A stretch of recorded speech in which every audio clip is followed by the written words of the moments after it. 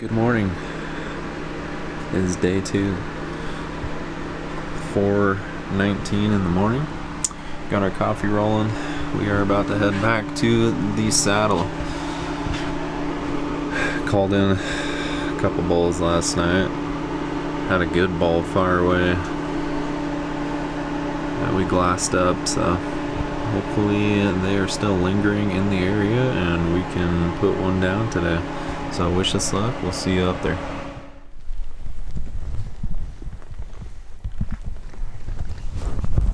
Day 2, we just heard some breaking.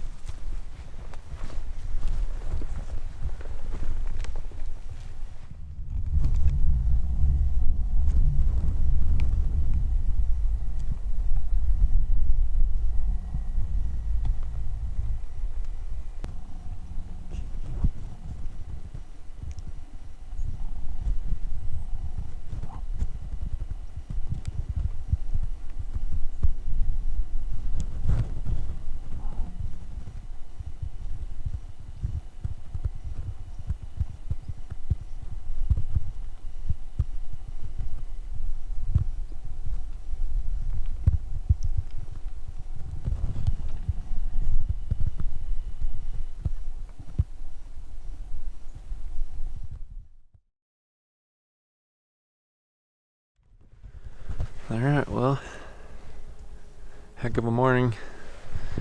Things got pretty interesting. A bunch of bulls and elk down in the old saddle down there.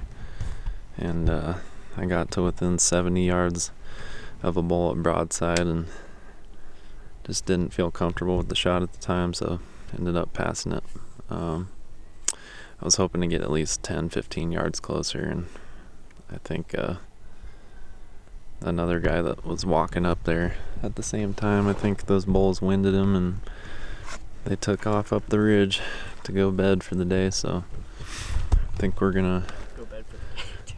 Yeah, we're gonna go bed for the day too, I think, back at the camper and make some breakfast. And we sat out here all freaking day yesterday and we didn't see a damn thing. So we know they're here in the morning and we know they come back at some point in the afternoon. So probably be back up here in the afternoon and try and kill one. I think it's gonna come together sooner or later. Day 2. We've seen 8 bulls, 7 this morning, and we're going back up. We're gonna kill one tonight.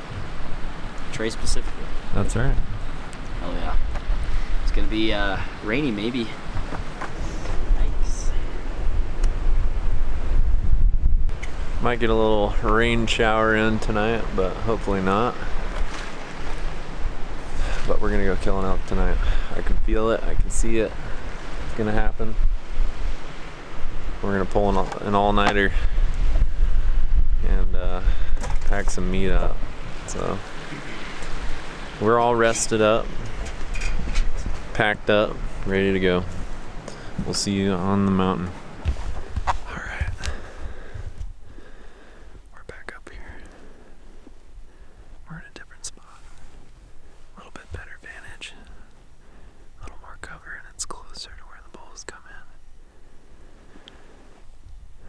Let's just hope a good one comes in tonight and we can make a stock on him and finally put it together. Wish us luck.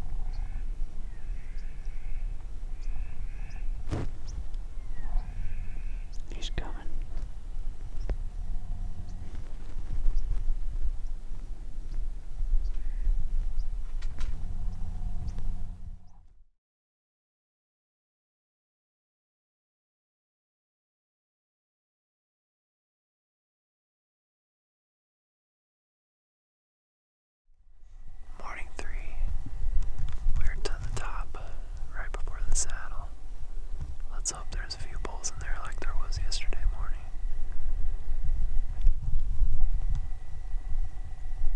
It's almost light. Then we're gonna glass down in there and see if there's anything in there. We got the wind right in our face, so we're doing good.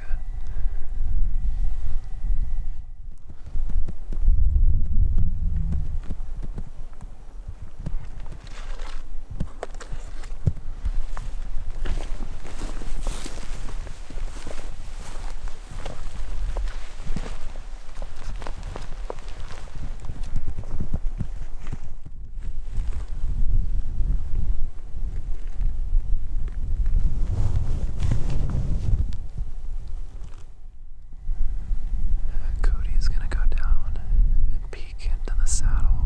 We can't really see all the way in there right here. And he's gonna signal me down and let me know what's in there or if there's anything in there.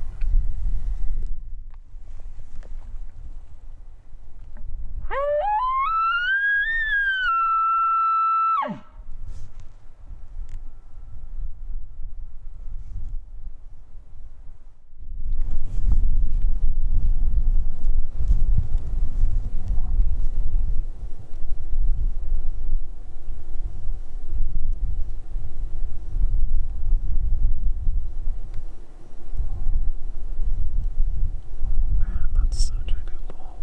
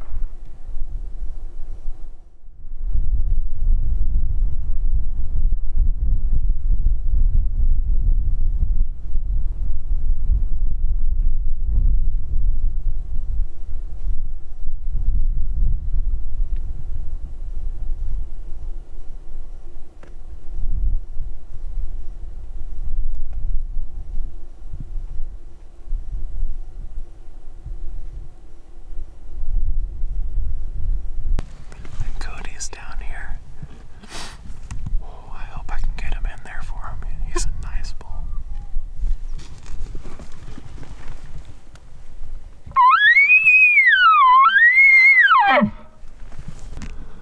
I don't know where Cody is.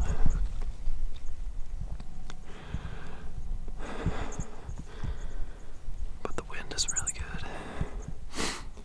And I think I'm gonna jet this way and try and pull that bull right into Cody. He looked like he was acting pretty aggressive, raking and mudding up and all that, so we might be able to get this guy in. One thing I've learned, if you're by yourself calling, just knock a freaking arrow, 'cause they could come from anywhere. So I've got an arrow knock just in case, but hopefully he walks right in front of Cody.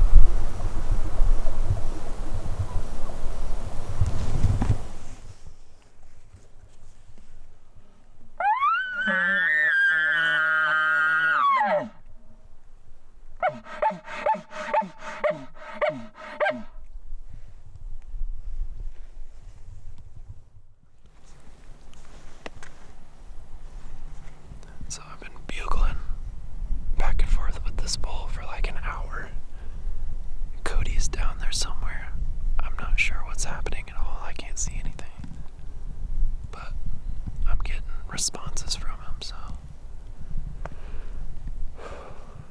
I'm freezing. It's windy.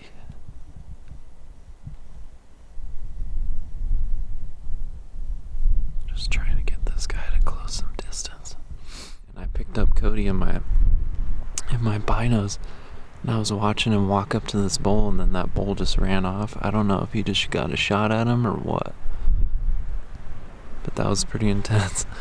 I was trying to bugle at him so I could just keep him distracted. He wasn't coming into my bugles, so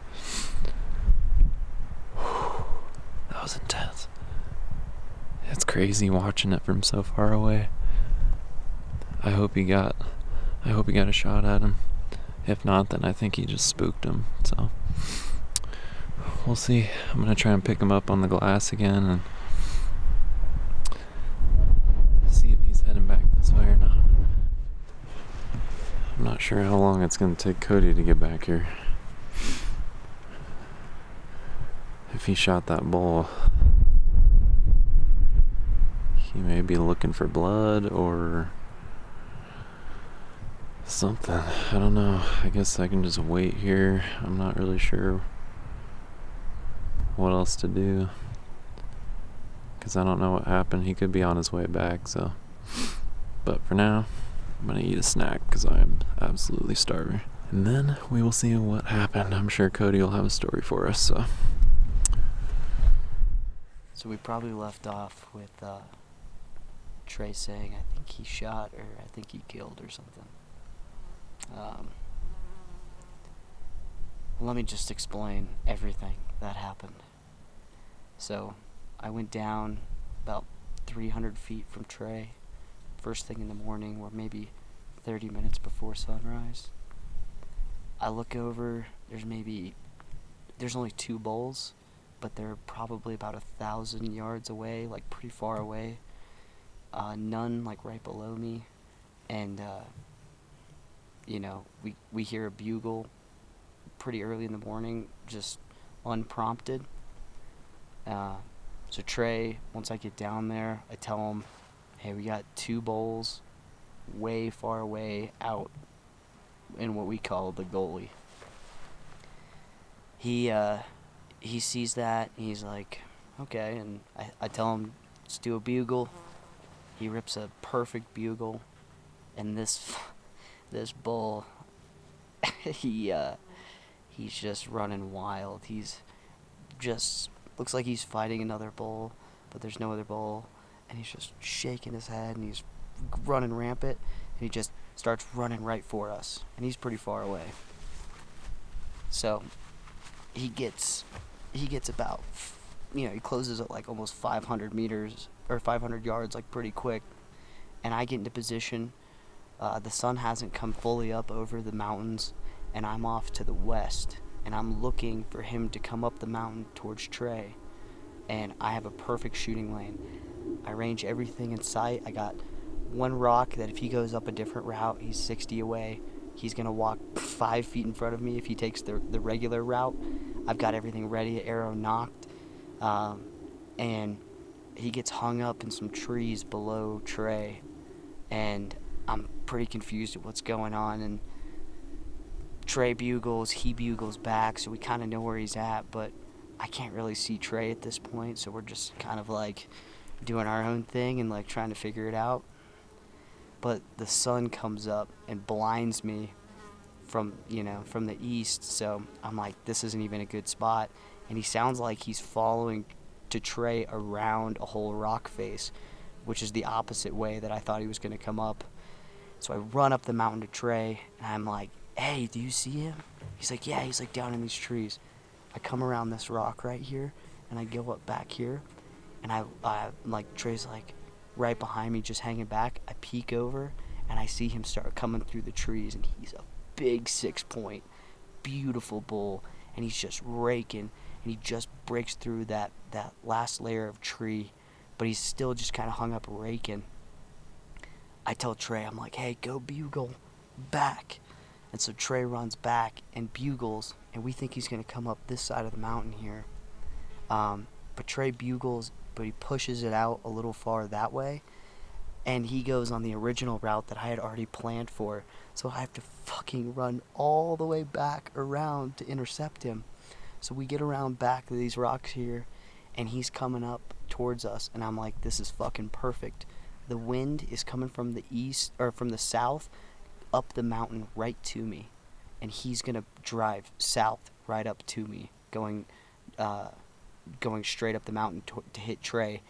And I drop down below Trey about 200 meters, just super slow. Once again, at the bottom of the mountain, he gets hung up on a pine tree raking. And I'm like, okay, let me just sneak in, and I don't even have to see him. Every time he rakes, I can hear it, and I can move when he's raking. And if I can see him, I can see his antlers, and I can see him raking and hear it, I just move then. And I just like wait. So I get within 60 yards of this guy, and I'm up on the hill on some rocks, and there's some rocks covering me, and all I'm really looking at are his antlers. And they go and they rake, and then they come back up. And I'm thinking, okay, 60 yards, I could take a 60-yard shot. Like, I practiced pretty proficiently with 60. But, is it ideal? No, because also when he's raking, he's slightly quartering to. So he goes broadside, and then he quarters to, and he just kind of keeps shifting back and forth. And I'm like, I'm gonna be patient. I'm gonna wait for him to come up the mountain, and I'm gonna ambush him at 5 to 20 meters away. Like, it's gonna be a chip shot, and the wind is coming up south. It'll all work out perfect. This guy just rakes for the next 25 minutes straight on this tree, and I'm like, just be patient. But then the wind starts shifting. It starts moving. Instead of going south up the mountain, it starts shifting slightly east, southeast, and it's gonna push my wind right into his alley as he comes up. And I'm like, this isn't gonna work now. Like, changed again. I gotta move.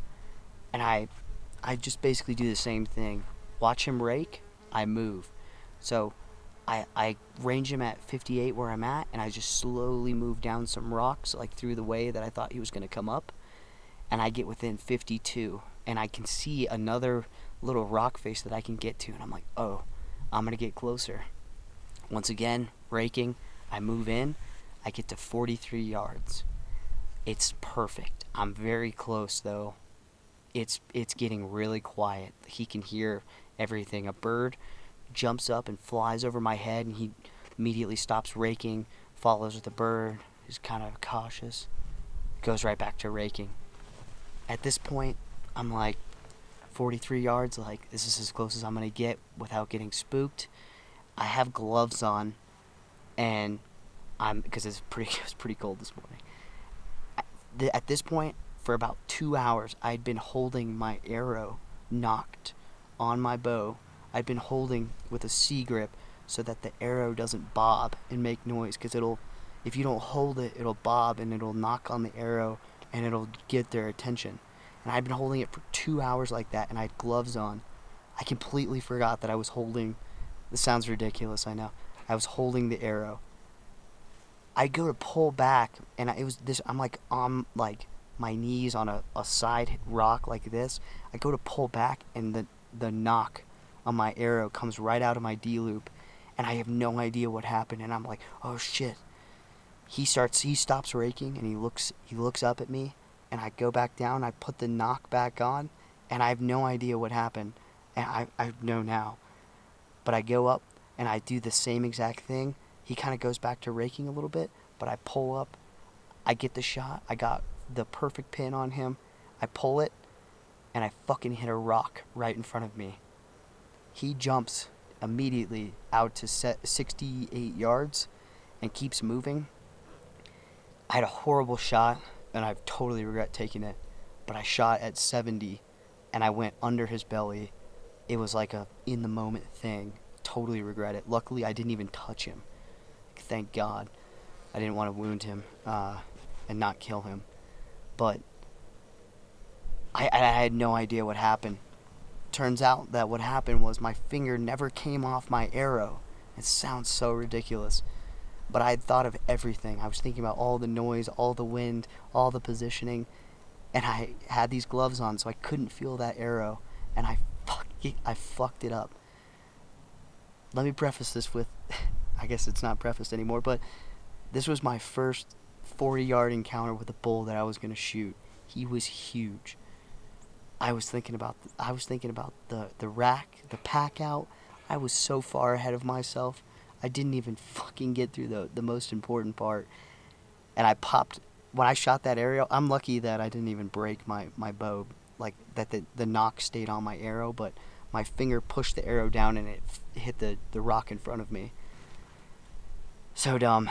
But anyway, I'm sitting there. I just shot it at 70, and I know I missed. It's obvious. It was a lighted knock, so I watched it just go under him. And he goes out to about 100, or no, actually, I ranged him. He was at 250. And I was sitting there, and I'm like, it's over. I blew it. I blew up my first chance, the best chance I probably could have gotten. And then I see him. Trey bugles. He stops. I do a bunch of cow calls. He's not really moving too far. He doesn't even really know what happened. And so I'm like 250 yards away. I'm going to stalk back in. And I hauled ass. And I stalked back into 250. He started moving. I just started moving around him with the wind. And I got around him. I got within 35 yards again. And he had no idea I was there. And I was perfect on the wind. But we were down in a saddle. And all of a sudden the wind just stopped. And if you know when the wind stops and you're in like a flat area, sometimes it can swirl.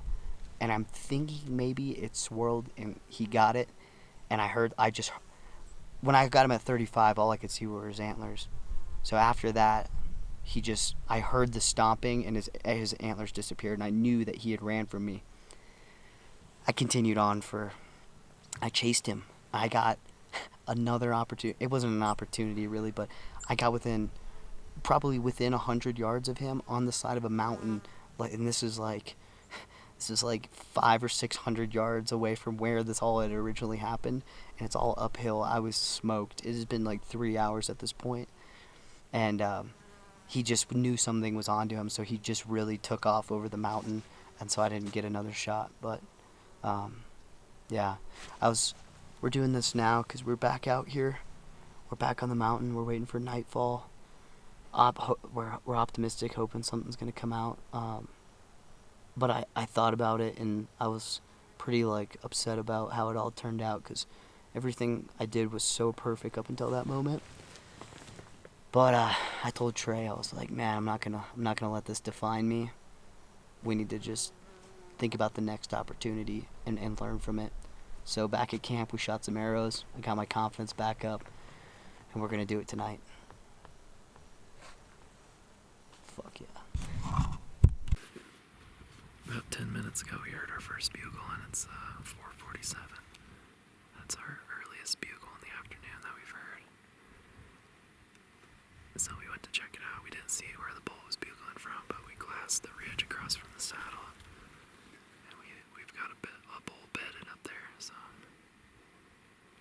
it could get interesting again tonight.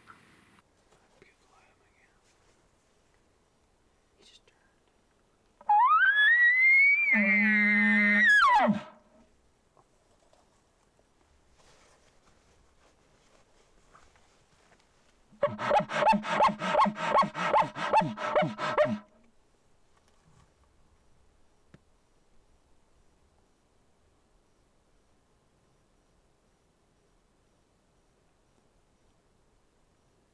He's raking the ground. You see him?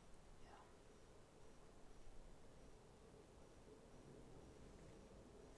Dude, what if he comes in the exact same route as the other one and I pick him off right here? That'd be fucking awesome. Do you think those cows would come with him if he came up here? He's not gonna leave him, I bet you. There's no reason for him to come over here for some fucking random bull. Look at him, he's beautiful. If we were in those trees right there at the bottom of that hill. He would run after Oh, us. fuck yeah. Yeah, he's like, I better get away from this bitch.